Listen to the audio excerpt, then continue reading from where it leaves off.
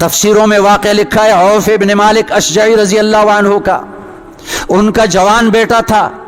وہی کمانے والا تھا، دشمنوں نے اس کو گرفتار کیا تو عوف ابن مالک رضی اللہ تعالیٰ عنہ پریشان ہوئے اور نبی کریم صلی اللہ علیہ وسلم کے پاس آئے اور عرض کیا رسول اللہ اس طرح پریشانی لاحق ہوئی، بیٹا گرفتار ہوا، وہی کمانے والا تھا، بیٹے کی جدائی کا الگ غم اور اس پر جو ظلم و ستم ہوگا اس کا الگ غم، اور وہ کمائی جو رک گئی اس کا الگ غم، کتنے مشکلات میں پھنس گئے۔ نبی کریم صلی اللہ علیہ وسلم نے دو نسخے بتائے، ایک یہ ہے کہ تمام افراد خانہ، تمام اہل خانہ تقوی کا اہتمام کریں، اور دوسرا نسخہ یہ بتایا کہ لا حول ولا قوت الا باللہ، اس کا ورد کثرت کے ساتھ کریں۔ تو صحابہ کرام تو عمل کرنے والے تھے، صرف سننے والے نہیں تھے، عمل کرنے والے تھے، انہوں نے عمل شروع کیا، دونوں نسخوں پر عمل شروع کیا۔ چند دن کے بعد ان کا بیٹا دشمنوں کی قید سے خلاصی پا کر نکلا،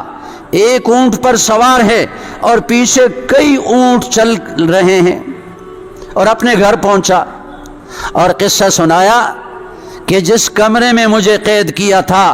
میرے آس پاس وہ دشمن تھے، اور میرے ہاتھوں میں ہتھکڑیاں تھیں، پاؤں میں بیڑیاں تھیں، لیکن آدھی رات کو میں جاگا اور میں نے دیکھا کہ پاؤں سے بیڑیاں کھل گئیں، ہاتھوں سے ہتھکڑیاں کھل گئیں، اور میرے ارد گرد جو دشمن تھے وہ سب سوئے ہوئے تھے۔ میں نے اس موقع کو غنیمت سمجھا اور میں وہاں سے نکلا اونٹوں کے باڑے میں، تاکہ کوئی اپنے لیے مضبوط اونٹ تلاش کروں، اس پر سوار ہو کر میں اپنے گھر پہنچوں۔ میں تو ایک اونٹ تلاش کر رہا تھا، یہ اور اونٹ تو پیچھے ویسے ہی چل پڑے۔ تو نبی کریم صلی اللہ علیہ وسلم کے پاس وہ صحابی حاضر ہوئے اور یہ قصہ سنایا، وَمَن يَتَّقِ اللَّهَ يَجْعَل لَّهُ مَخْرَجًا، جو تقوی اختیار کرے گا اللہ اس کے لیے مشکلات سے نکلنے کا راستہ بنا دے گا۔ آج ہم مشکلات میں پھنستے ہیں، مشکلات آتی ہیں، لیکن ہم مشکلات سے نکلنے کے لیے کیا تلاش کرتے ہیں؟ فلاں وزیر سے سفارش کراؤ، فلاں آفیسر سے سفارش کراؤ، اور کسی کو رشوت دے دو اور مشکلات سے اپنے آپ کو نکالو۔ یہ راستے ہم تلاش کرتے ہیں، اور جو اللہ نے راستہ بتایا اس کے طرف ہمارا دھیان نہیں جاتا۔ وَمَن يَتَّقِ اللَّهَ، تقوی اختیار کریں گے اللہ مشکلات سے نکال دے گا۔ تیسرا مقصد ہر انسان کا اس دنیا میں ہے کہ اس کو بابرکت روزی ملے، برکت والی روزی ملے۔ تو اللہ جل شانہ نے اسی آیت میں ارشاد فرمایا وَيَرْزُقْهُ مِنْ حَيْثُ لَا يَحْتَسِبْ وَمَنْ يَتَّقِ اللَّهَ يَجْعَلْ لَهُ مَخْرَجًا وَيَرْزُقْهُ مِنْ حَيْثُ لَا يَحْتَسِبْ، جو تقوی اختیار کرے گا اللہ اس کو روزی ایسے راستے سے پہنچائے گا جہاں سے اس کا گمان بھی نہیں ہوگا۔ حدیث پاک میں ایک واقعہ بھی آتا ہے، مقداد ابن الاسود رضی اللہ تعالیٰ عنہ قضاء حاجت کے لیے صحرا میں چلے گئے، اور قضاء حاجت کے لیے بیٹھے تو دیکھا کہ زمین میں ایک سوراخ ہے، وہاں سے ایک چوہا نکلا اور منہ میں دینار پکڑا ہوا ہے، اشرفی سونے کا سکہ، اور لا کر ان کے سامنے رکھا، اور پھر چلا گیا دوسرا دینار لا کر رکھا، تیسرا، چوتھا، 16 دینار لے کر آیا،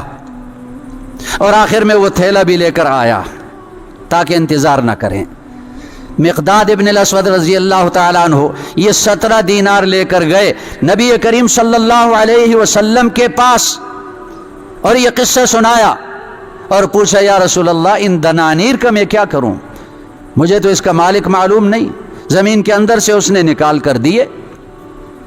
تو نبی کریم صلی اللہ علیہ وسلم نے یہ آیت پڑھی وَمَن يَتَّقِ اللَّهَ يَجْعَل لَّهُ مَخْرَجًا وَيَرْزُقْهُ مِنْ حَيْثُ لَا يَحْتَسِبْ، یہ وہ رزق ہے جو اللہ تقوی کی بنیاد پر اپنے بندے کو عطا کرتا ہے۔ یہ تو ایک مثال ہے، ایک قصہ ہے، ضروری نہیں کہ سب کے لیے جو ہے چوہے وہاں سے دینار نکال کر لے آئیں، لیکن یاد رکھیں ہمارے اور آپ کے پاس رزق کمانے کے لیے ایک راستہ متعین ہوتا ہے. کسی کے لیے دکان ہے، کسی کا دفتر ہے اور کسی کی زمین ہے، لیکن اللہ کے پاس رزق دینے کے بے شمار راستے ہیں.